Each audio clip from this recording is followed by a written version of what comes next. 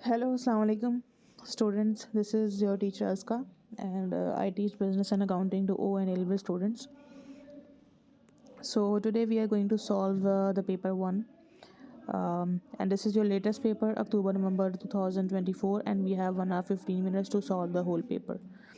So now just look at its section A, and we have to solve all the questions.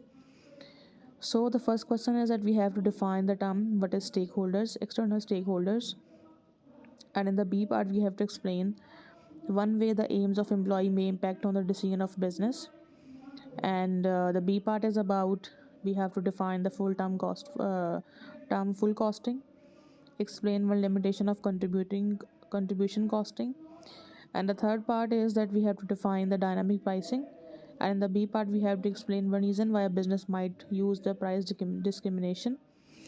And the last question is that analyze one way employee development could be used by a business to encourage the entrepreneurship. So now just look at its first section. So I have solved the whole paper. Okay. So the very first question is that we have to define the term external stakeholders. So who are basically the external stakeholders? External stakeholders are basically the individuals or the groups outside a business who are affected by or have an interest in its activities, such as customers, suppliers, governments, and the communities. The second question is that we have to explain one way the aims of employees may impact the business decision. So employees may aim for higher wages, of course, or better working condition, and it will be influencing the business to allocate more resources to salaries, benefits, or training. And this can increase operating cost and impact decisions related to pricing, profit margins, or hiring. The second question, we have to define the term full costing. So full costing is a method of costing where all fixed and variable costs are allocated to a product or service to determine its total production cost.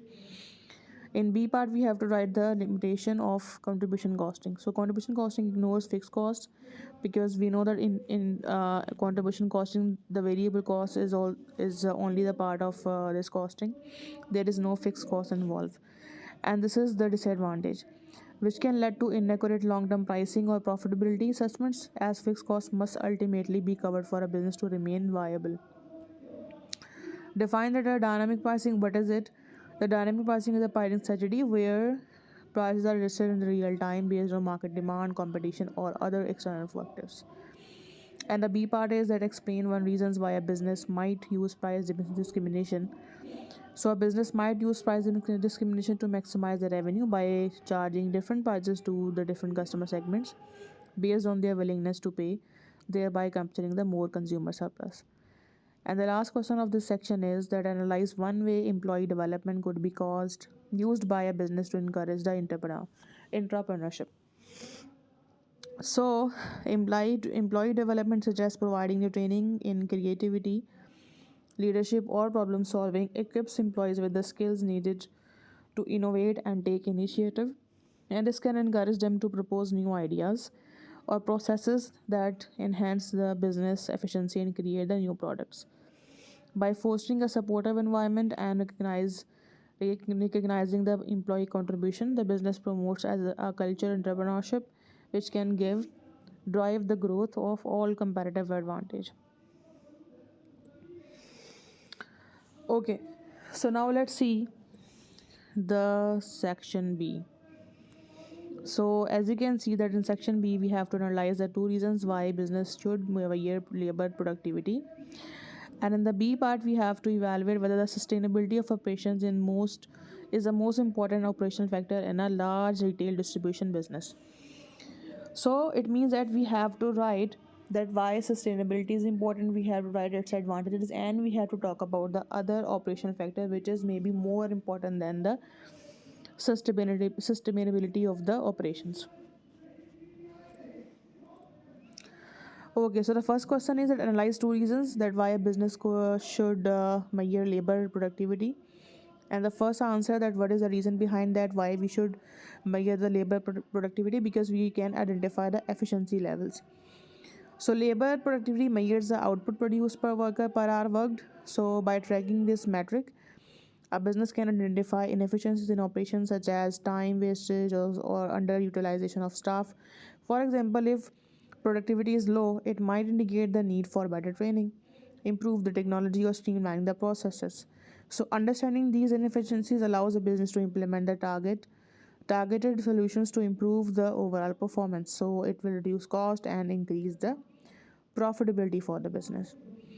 The second reason that why it is important to measure the productivity is that we can support it can support the strategic decision making.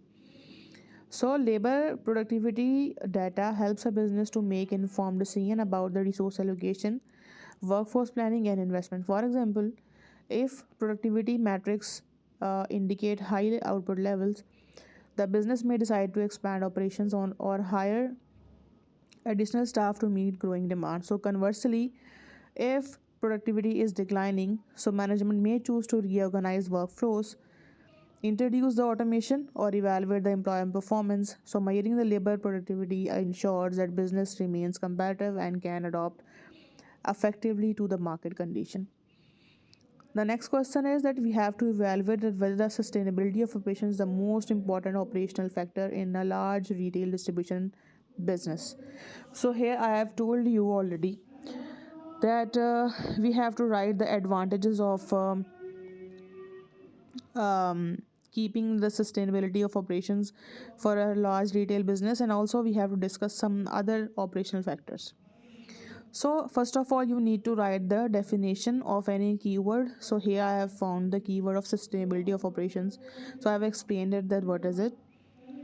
So sustainability in operations refers to practice that minimize environmental impact and promote the long-term resource efficiency. In a large retail distribution business, it plays a significant role, but other operational factors may also hold equal or greater importance depending on the business context. So the first importance is that it is important because of the consumer expectations. So sustainability is increasingly important to consumers who demand environmentally friendly practices. A business that prioritizes the sustainability can attract the eco-conscious consumer, enhancing the brand loyalty and reputation. The second thing is that why it is important because it can save the cost. So, adopting the sustainable practices such as reducing the waste or improve the energy efficiency can lower the operating cost over time. For example, using efficient vehicles or optimizing the delivery routes reduces the transportation cost and carbon emissions. You just need to write two reasons, but I have written three, so you can just take maximum knowledge. So, the third reason is regulatory compliance, and that's why it is important. So governments often enforce regulations related to emissions and waste management. So focusing on a sustainability ensures compliance, avoiding the legal penalties and the reputational damage. And there are some other critical operation factors also. First one is the cost efficiency. So large retail distribution business must control the operation cost to remain competitive. So cost efficiency in inventory management, transportation, and warehousing often takes precedence, as high costs directly impact the profit margins. The second thing is, which is very important more than the sustainability, and this is the speed and reliability. So timely delivery is critical in retail distribution, and a business must ensure the fast and reliable delivery to maintain the customer satisfaction and compete with rivals like Amazon.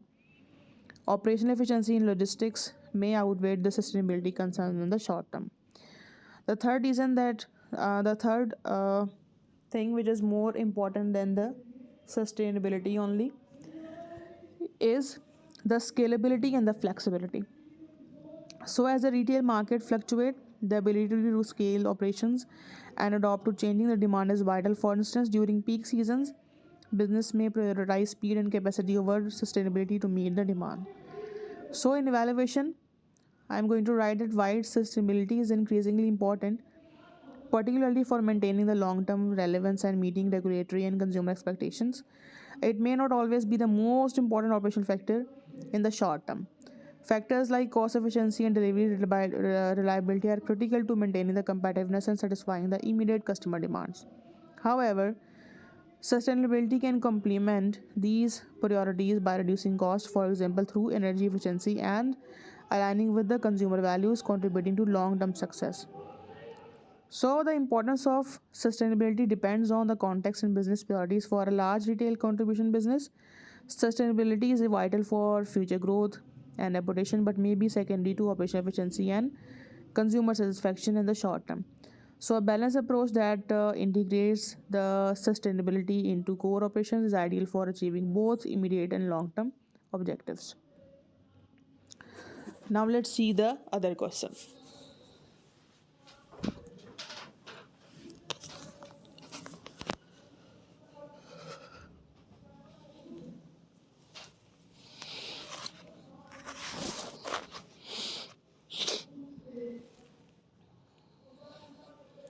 So, we have the choice between 5 and 6 questions, but I'll solve the two questions, of course. So, in the sixth question, we have to analyze the benefits to a business of customer relationship marketing. And in the B part, we have to evaluate this view that market research is essentially essential for effective product development in a hotel, or maybe the other things are more important. So, in 8 mark question, we are going to write the benefits of business customer relationship marketing. So, the first benefit is that there will be increased customer retention and loyalty.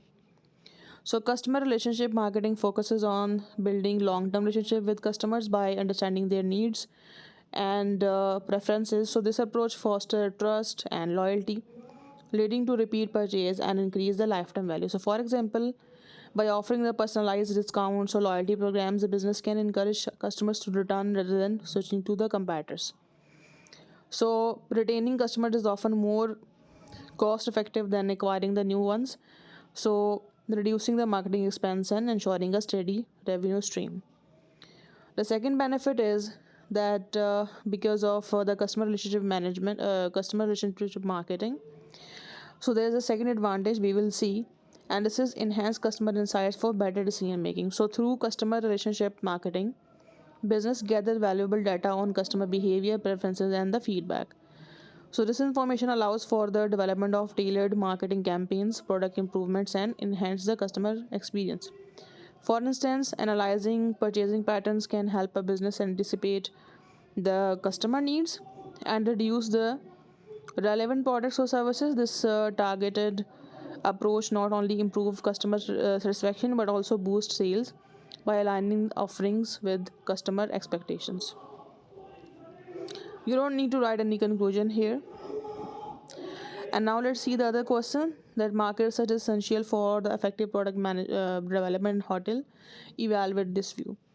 So first of all, I've written the definition for market research, that what it is, and after that, I'm going to talk about the importance of the market research. So the first important of the market research will be understanding the customer needs. So market research helps a hotel identify the preferences and expectations of its target market. For example, guests may prioritize amenities such as free Wi-Fi, sustainable practices, or personalized services. This insight can ensure the hotel develops products and services that align with customer demands, improving their satisfaction and loyalty. The second importance of market research is identify the market trends. So, market research allows a hotel to stay ahead of the industry trends such as rise of wellness tourism or demand for eco-friendly accommodation. So, by understanding these trends, the hotel can even innovate and introduce the relevant offerings, gaining a competitive edge. So, you just need to write two, but I have written three. So, the third one is that there will be reduction of risk. So, investing in new products or services without research can lead to costly mistakes. So, market research minimizes this risk by validating ideas before implementation. So, for example, testing the feasibility of offering the luxury suites or themed dining experience ensures the investment aligns with customer willingness to pay. So now we are going to see the other factors which will influence your product development. Is the first one is the operational feasibility. So while market research provides insights, the hotel must also consider its operational capacity to deliver the desired products. Factors such as staff experience, like the staff expertise, budget constraints on and infrastructure play a critical role in determining what can realistically be developed. The second thing is competition. So analyzing the competitors offering in is crucial for differentiation. For instance, if rivals hotels already offer similar services, so the hotel may need to innovate beyond customer expectations to stand out. The third thing is the brand identity. So a hotel's product development must align with its brand identity and target audience. For example, a budgeted hotel focusing on the affordability might not benefit from luxury spa facilities, even if research indicates demand in the market. So, in evaluation, is that marketing research is essential for ensuring that product development meets the customer needs, aligns with the market trends, and reduces the risk of failure. However, it should not be viewed in isolation. Other factors such as operation feasibility, competitive positioning, and brand alignment are equally important in shaping the effective product development strategies. So, market search is a vital tool for effective product development in a hotel as it informs the decision making and, of course, the customer satisfaction. So, nonetheless, its effectiveness depends